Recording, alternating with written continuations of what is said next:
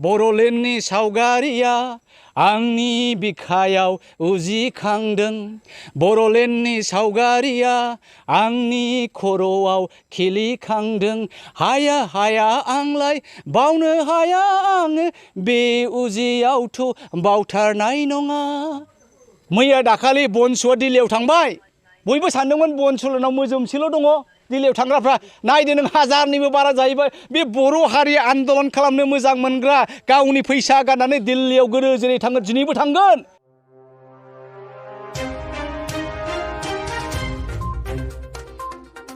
चिरां जिल्ला कंग्रेस कमिटिनि बानजायनायाव सांग्रांथि मेलजों लोगोसे दोलोआव हाबनाय हाबाफारि लायो दिनै चिरां जिल्ला बामोनगाव ओनसोलनि एङकरबारि गामिनि गोबां रायजो राजाफोरा गुबुन गुबुन दोलोनिफ्राय 40निबो बारा कंग्रेस राजखान्थि दोलोआव हाबो आसाम प्रदेश कमिटिनि स्पक्सपार्सन गर्जन मोसाहारि बिथाङा बे हाबाफारियाव बाहागो लायो आरो गोदानै कंग्रेस दोलोआव हाबफैनाय गोदान सोद्रोमाफोरखौ दुंब्रुदै बरायो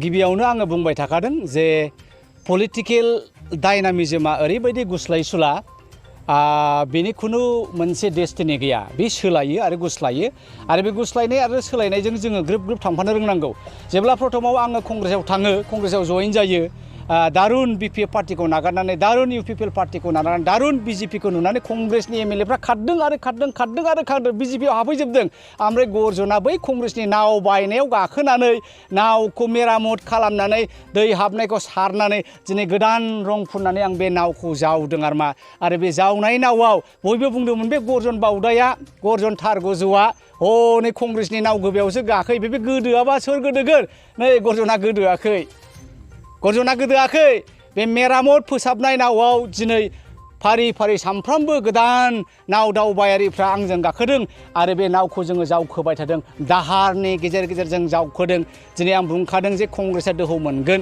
गमामायैनो प्रशान्त किशोर बिथाङाबो बुंदोंमोन जे ओरैबायदि मोनसे सुनामि फैनो हागौ जे बिजेपिखौ नागारगोन आरो बे सुनामि बिजेपिनि बिरोधी सुनामिया बिहारनिफ्राय जागायगोन होननाया गमामायैनो जाबायबो नितीशआ बिजेपिखौ जोगारनानै दिनै कंग्रेस सिपिआइएम लकेल गभर्नमेन्टखौ लानानै मोनसे टिम बानायबाय आरो बिजेपियाव बिहाराव दिनै बिजेपि फ्रि मोनसे कंग्रेस एलाइन गभर्नमेन्ट दाबाय आरो बे बारानो बोरैबा बैसोर फुनाय समाव गिदिं खनलि गिदिंनानै मा खालामबाय नै त्रिपुरायाव थांबाय दिनै त्रिपुरायाव 6500 जन बिजेपिया टेक खालामनानै लकेल गभर्नमेन्टजों लोगो जाबाय सोरबाया कंग्रेसाव हाबबाय आरो बाहायनो थाबथायाखै बे बारा बे नर्थ इस्टआव गुर गिदिंगासिनो दङ सोरखि बायदि गिदिंगासिनो दङ मेघालयनि कनराड सांमायाबो मेघालयनि चिफ मिनिस्टाराबो बिजेपिखौ अर्थात एनडिएखौ नागारसिगोन आरो बे इउपि एलायन्सआव बा नर्थ इस्ट कंग्रेस कोअर्डिनेशन कमिटियाव हाबसिगोन दा थिग बेबायदिनो आं मैया दाखालि सिगांनिफ्राय होनबाय थादों जे चिराङाव ओरैबायदि मोनसे दोहौ फैनो हागौ चिराङाव मानो फैगोन होनोबा ओरैबायदि चिरांनि मानसिफ्रा गोसो गोथार पियर खेंख्रा खेंख्रिखौ बिसोर बुंनो रोङा जेखौ नंगौ बेखौनो बुंगोन आरो आन्दलननि समावबो आं मिथिगौ मेला लोगो मोनबाय आं बे ओनसोलनिफ्राय जे गिर्जाब बे एबसुनि बड'लेण्ड बिनाय एनडिएफबिनि आन्दलनाव पिपल जयेन्ट एक्सन कमिटि आन्दलनाव थाङो दिनै बे मानसिफोरखौ जेब्ला प्रमद बर'आ थगायबाय बर'लेण्ड बिफ्ला जेब्ला बिथाङा बे बर'लेण्डखौ बिजेपिनो फानबाय बर'लेण्ड बिफ्ला जेब्ला प्रमद बिथाङा बे बर' रायजो राजाखौ थगायबाय एनडिएफबिखौ थगायबाय बै बारनिफ्राय बे चिरांनि रायजो राजाफोर ओरैबायदि दुखु मोनबाय जोङो दिनै गिबाय बर'लेण्डनि खोथाखौनो रायज्लायनो नोंबो थगायगोनसो नामा दिनै बिथांमोनहा नुबाय बिजेपिया मा मावदों दिनै बिथांमोनहा नुबाय जे बिपिएफआ दिनै मा मावनो हाखो बेखायनो बिथांमोनहा भबिष्यताव नुबाय जे कंग्रेसआ भारत बर्षआव गभर्नमेन्ट दानो फैफिनसिगोन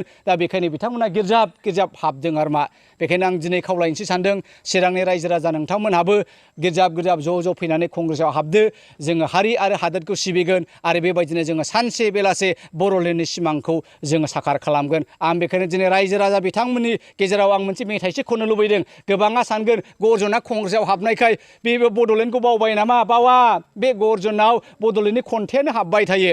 बड'लेण्डनि सावगारिया आंनि बिखायाव उजिखांदों, बड'लेण्डनि सावगारिया आंनि खर'आव खिलिखांदों। हाया हाया आंलाय बावनो हाया आङो, बे उजियावथ' बावथारनाय नङा।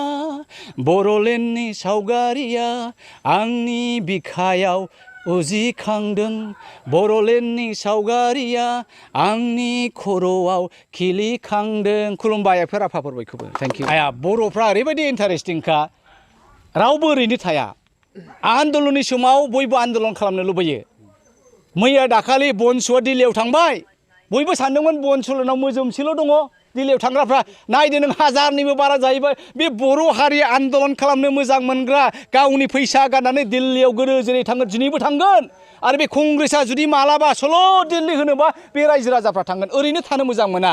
मोनसे आफादाव थानाय मानसिफ्रा माबा मोनसे आफादाव हाबनो लुबैगोन। नोङो बिपिएफआ जुदि खामानियाव गैलाब्ला, खाजाबायब्ला, दानथार मैदेला जिनज्रिजों लहानिजों खाजानाय बायदि बिपिएफआ खाजाबायब्ला आरो इउपिपिएलआ थगायजाबायब्ला, अब्ला बिपिएफआबो लकेल गभर्नमेन्ट, इउपिपिएलआबो लकेल गभर्नमेन्ट। दा बे मोननैयानो जुदि जोंखौ थगायबायब्ला जोंलाय सोरजों थांगोन? बिजेपिआथ' हनै माथो जोंनि सिक्स सेडुलखौ थगाय थसि खालामनानै सेग्लाबगासिनो दङ, साख्रि बाख्रिखौ सेग्लाबगासिनो दङ, स्कुल कलेज बन्द खालामनो जोबसै, बर' मिडियामा गैला। गोबां खोथा दिनै बावहाय बर'फ्रा दुखु मोनदों आरो उफाय गैयैयाव सोरजों थानो सोरजों होनो कंग्रेसखौ नुदों। आरो दिनैनि दिनाव कंग्रेसआनो बिकल्प, आरो कंग्रेसआव हाबबावगोन गिर्जाब गिर्जाब। बे बड'लेण्डनि बर' मानियानो कंग्रेसआव हाबगोन।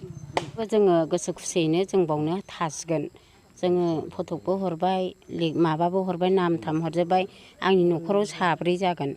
नोंसोरो बबे पार्टियाव भट होआमोन सिगाङाव? ओमफ्राय बाव मानो फैनाय? भटआलाय बेयावनो होदोंमोन होनायालाय। ओमफ्राय दा जोङो दा हनै जोंनि लुगैनाय मानिखौनो जों मोना। न' मोनबाय हनै गिदिंगासेयानो गैया, खलबसेल' न'आनो गैया।